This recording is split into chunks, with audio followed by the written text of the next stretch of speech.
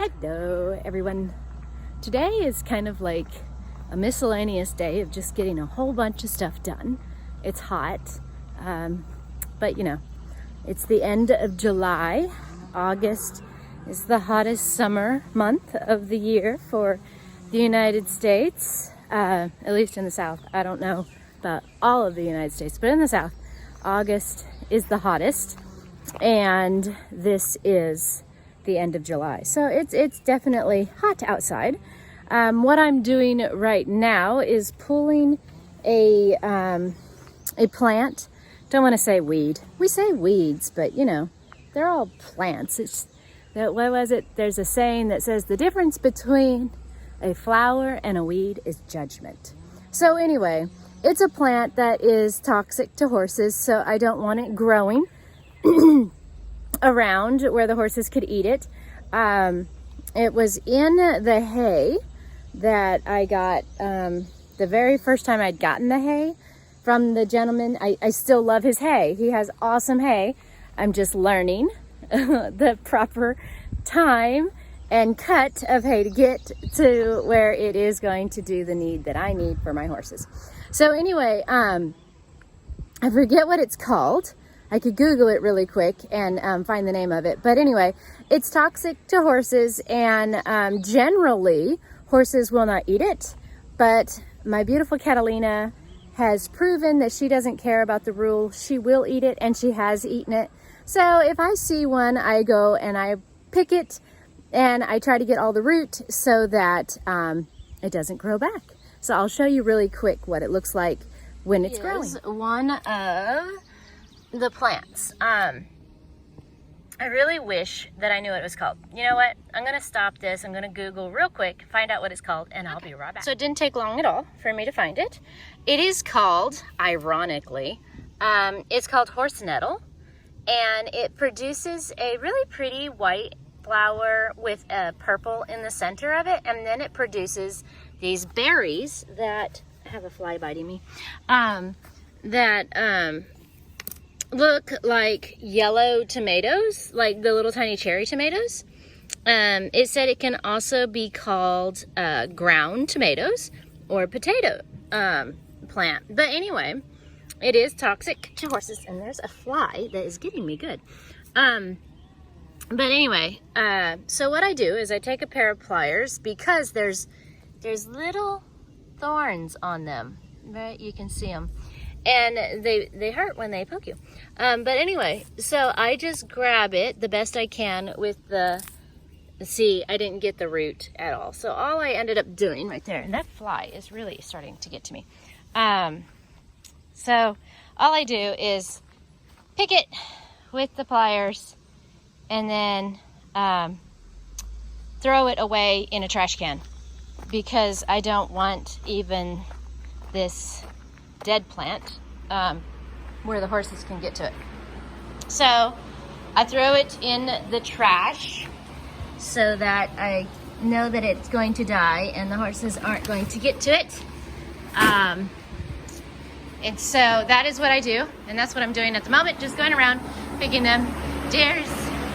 Love you, Catalina and Dream standing next to the fan because it's so hot. So we're doing that today. Or I'm doing that today. And there's one more that I found at the bottom pasture. I'm gonna go grab it right now while it's on my brain. But the other thing that we're doing is fixing Mr. Bob, the skid steer, because he has a hydraulic leak.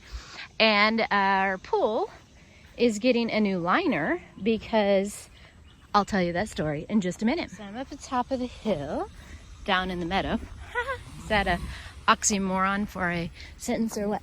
But trying to remember where I saw the plant. So I was walking up here getting the feed buckets, and I remember the stick. It was somewhere, yeah, I think I just found it. Here it is. All right, so this is at like a different stage of the plant, and this is what it looks like at this stage.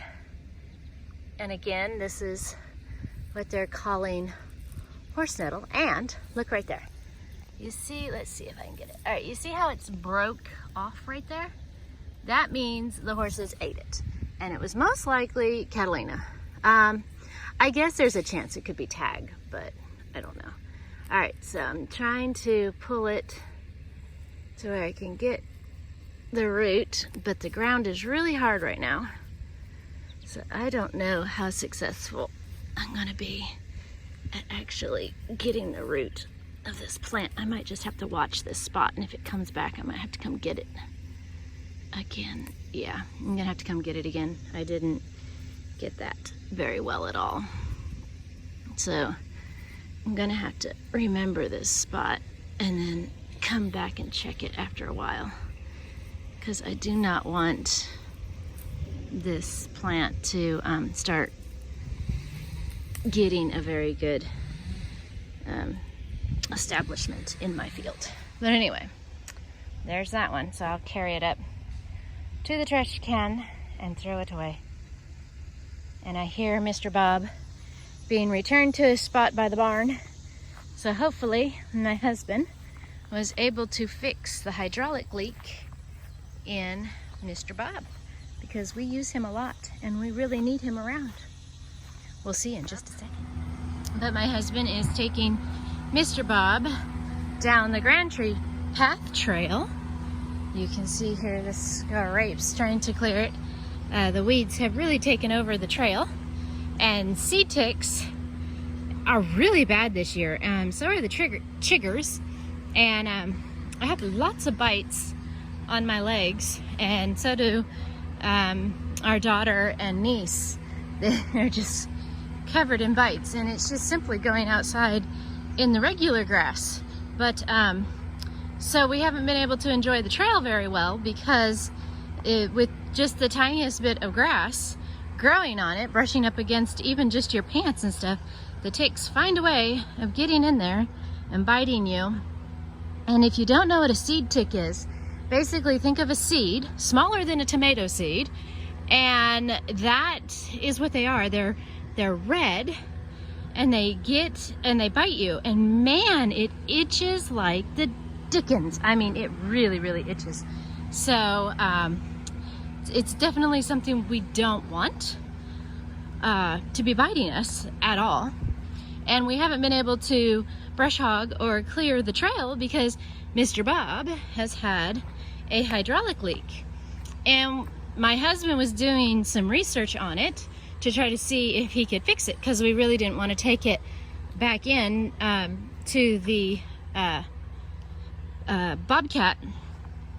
I don't know, I can't think of the other name for him, but anyway, we didn't want to take him back to the dealer because it's expensive, and if he can learn to do it himself, he'd rather do it himself anyway. And when he looked it up, it turns out that it is a very common problem for the Bobcat brand to have hydraulic leaks. So people that have like a lot of experience in the heavy machinery, they prefer Caterpillar, which is definitely the more expensive heavy equipment company. But they actually said they prefer them because they have less problems than the Bobcat. Why can't I think of the other name?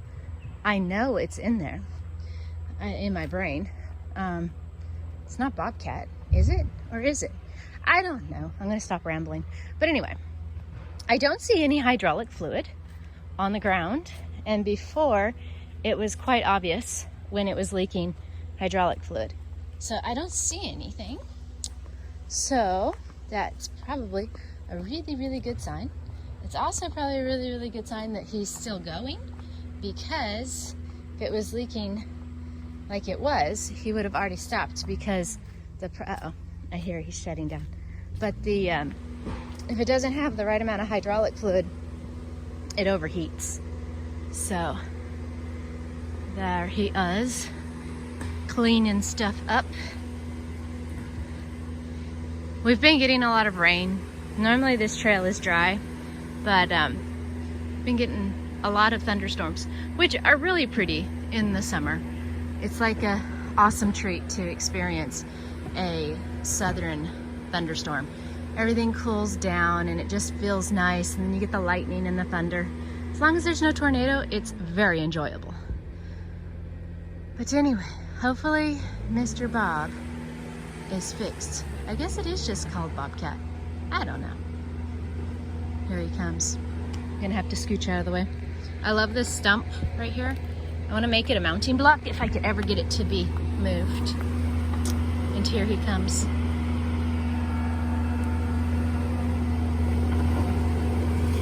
I don't know if he saw me.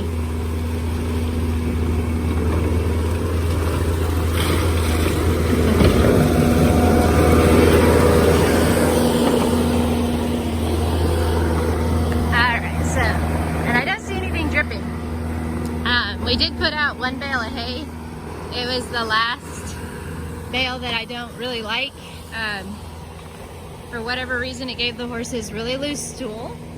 Not really sure why. I used it because that's what I had, and I was grateful for having it, but I'm also very glad that this year I got the right hay, the right cut, and I'm not gonna have to use that other stuff. But whenever he helped me put out the very last bad bale, it's not bad. It was the one that bothered their digestive tract. You could see the hydraulic fluid whenever I was walking behind him. So I don't see anything dripping. So that is a really, really good sign. So I do believe Mr. Bob got fixed. All right, so now I'll take you guys and show you what's going on with the pool. All right, so the pool story, I didn't record it as it was being done because I don't know why, I'm just really shy when there's other people around. So I didn't record it when they were there, but basically our pool liner had to be replaced because the girls decided they were going to do a really fun thing, which, I mean, I probably would have done the exact same thing because it really was a lot of fun. They were using this pole that had a very sharp tip on it because they used to have a net on it. Well, we still have the net, but anyway, it was sharp, and they were using the pole as a catapult to bounce across the pool area, having a great time doing it, not realizing that while they were doing it, they were punching hundreds of holes in the bottom of the pool. So they ruined the pool liner and it had to be replaced. And so that is what happened with the pool. The girls definitely learned their lesson. I don't think they're going to be doing it again. We haven't been able to swim in the pool pretty much all summer because we were waiting for the pool company to install the pool liner, which was like forever because, of course, this is the pool company's busy season. So it took forever to get the pool liner in, but it is in now and the girls have learned their lesson. I do not think they're going to be using the catapult pole anymore to bounce across the pool. But in case you're wondering, a pool this size, and I have no idea what it is. I mean, I'll go back here so you can see it. Ta-da! That size. The liner, it was $4,000 to have it redone. So they lay it in, and then they get this little blowy thingy, and they suck out all the air so that the liner sucks to the bottom of the pool, and then you fill it up as they're doing that so that the water helps pull all the air out of the liner. And we started filling it up last night, and so it'll probably be full tomorrow morning for sure. But anyway, so that is what's going on with the pool. But now Mr. Bob, he decided he wanted a little bit more attention than just a leaky hydraulic. So I'll go back down to the barn and I'll show you what's going on with Mr. Bob. Okay, so the issue that Mr. Bob is having, I don't know if it's this one or the other side, but anyway, he's got a broken track. And yesterday, because I didn't finish the video, so this is a brand new day. Yesterday, when my husband was in the woods and he slowed down, and I was thinking that maybe there was going to be a problem because he'd slowed down, it was because the track fell off and he had to scooch around on the track to get it to go back on, which he's learned to do very well. and very easily. I think it's this one. I think it's actually broken like right there, but I'm not positive. It looks like a break, but I'm not positive. But anyway, I think it's this side, but I'm not 100% sure. One of the tracks, it has been falling off for a while, but he's always been able to work with it, and it would eventually come back on. There's a part right there. It looks like the other side's. Oh, here we go. Found it. So, see the cables coming out? Right there is like all torn, and there's another bad spot right in there. So anyway, the track needs to be replaced. So yay for us. There's another piece of it. I'm sure it's not supposed to be right there. So this is going to cost us to have, we're going to buy the track, and my husband and one of the handymen that work for us is going to replace it. So hopefully we can save some money on that. But we just called a place this morning that sells the tracks, and they're $1,500 a piece, not including the shipping. So another expense.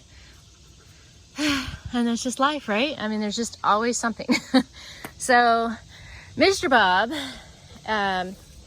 is still not well and still needs to be fixed. So that will be the next project that'll be going on with Mr. Bob. But he's a good boy, and we use him all the time. So it's just one of those things where you just have to get it done. All right, guys, that's going to be the video for a day in the life at the Pondarosa. Hi, Midnight. Thank you guys so much for watching, and I will talk to you again next time.